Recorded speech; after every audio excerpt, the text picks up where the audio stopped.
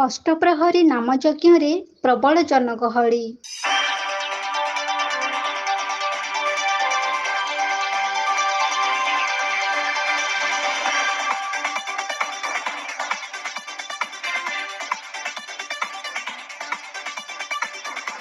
ଗ୍ରୀଷ୍ମର ଉତ୍ତାପରେ ସାରା ଅଞ୍ଚଳ କବଳିତ କରି ରଖିଛି।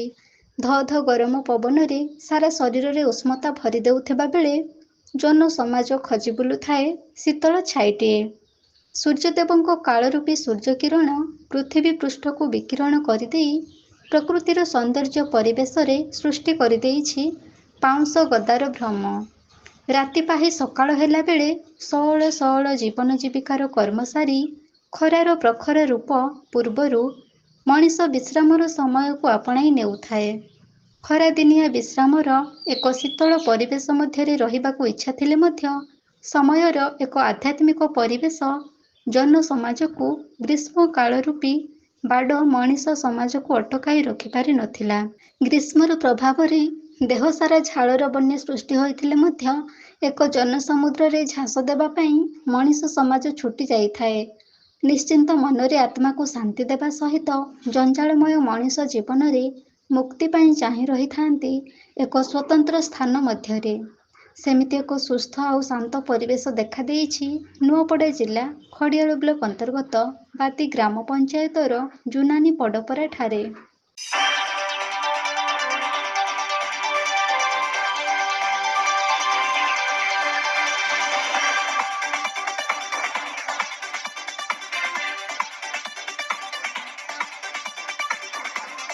ଖୁବ୍ ମହାସମାରୋହରେ ଆୟୋଜିତ ହୋଇଯାଇଛି ଜୁନାନୀ ପଡପରା ଠାରେ ହରିନାମ ମହାମନ୍ତ୍ରର ଏକ ଅଷ୍ଟପ୍ରହରୀ ଅଖଣ୍ଡ ନାମଯଜ୍ଞ। ବିଶ୍ୱ କଲ୍ୟାଣ ଏବଂ ଗ୍ରାମର ମଙ୍ଗଳ ସକାଶେ ସମସ୍ତଙ୍କ ସହଯୋଗରେ ଖୁବ୍ ଧୁମଧାମ ସହିତ ଅଷ୍ଟପ୍ରହରୀର ଅଖଣ୍ଡ ନାମଯଜ୍ଞ ଆୟୋଜିତ ହୋଇଯାଇଛି। ଏହି ଅଷ୍ଟପ୍ରହରୀ ନାମଯଜ୍ଞରେ କର୍ତ୍ତା ଭାବରେ ଶ୍ରୀଯୁକ୍ତ ଜଗତ ପଡ ଏବଂ ତାଙ୍କ ଧର୍ମପତ୍ନୀ ଶ୍ରୀମତୀ ଜୟମଣୀ ପଡ ଅଖଣ୍ଡ ନାମଯଜ୍ଞକୁ ଉତ୍ସବ ମୁଖରିତ କରିଥିଲେ। ଯଜ୍ଞର ରୀତିନୀତି ପୂଜାବିଧିକୁ ସୁଚାରୁ ରୂପେ ପ୍ରତିପାଦନ କରିବା ପାଇଁ ପୂଜକ ଭାବରେ ଉପେନ୍ଦ୍ର ଖମାରୀ, ଜପକ ଭାବରେ ଆଲୋକ ଖମାରୀ ଏବଂ ସହଯୋଗୀ ଭାବରେ ଚାନ୍ଦ ଦାସ ଦାୟିତ୍ୱ ଗ୍ରହଣ କରିଥିଲେ।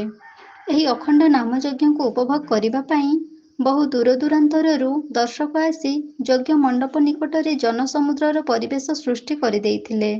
ବଛା ବଛା 6 ଗୋଟି ସଂକୀର୍ତ୍ତନ ଦଳ ଏହି ନାମଯଜ୍ଞରେ ଯୋଗଦେଇ ଖୁବ୍ ଆକର୍ଷଣୀୟ ନାମ ସଂକୀର୍ତ୍ତନ ପରିବେଷଣ କରିଥିଲେ।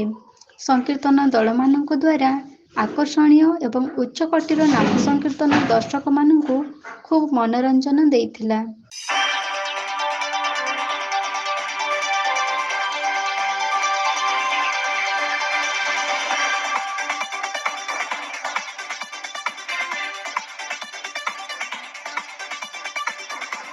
ଏହି ନାମଯଜ୍ଞରେ ଯଜ୍ଞ କମିଟି ଦ୍ୱାରା ସମସ୍ତଙ୍କ ପାଇଁ ଅନ୍ନ ଭୋଜନର ବ୍ୟବସ୍ଥା କରାଯାଇଥିଲା।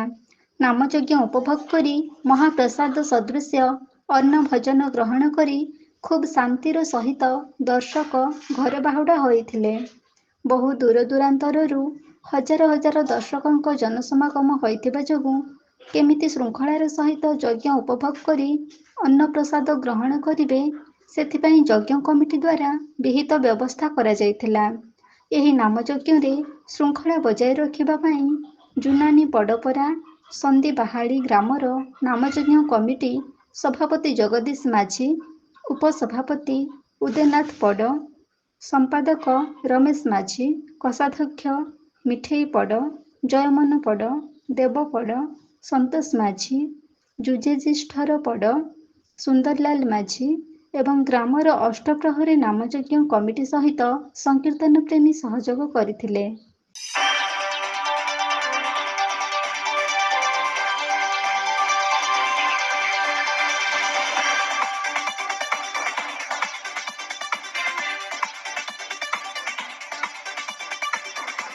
ନୂଆପଡ଼ାରୁ ଲୋକନାଥ ପଟେଲଙ୍କ ରିପୋର୍ଟ, এবি ନ୍ୟୁଜ।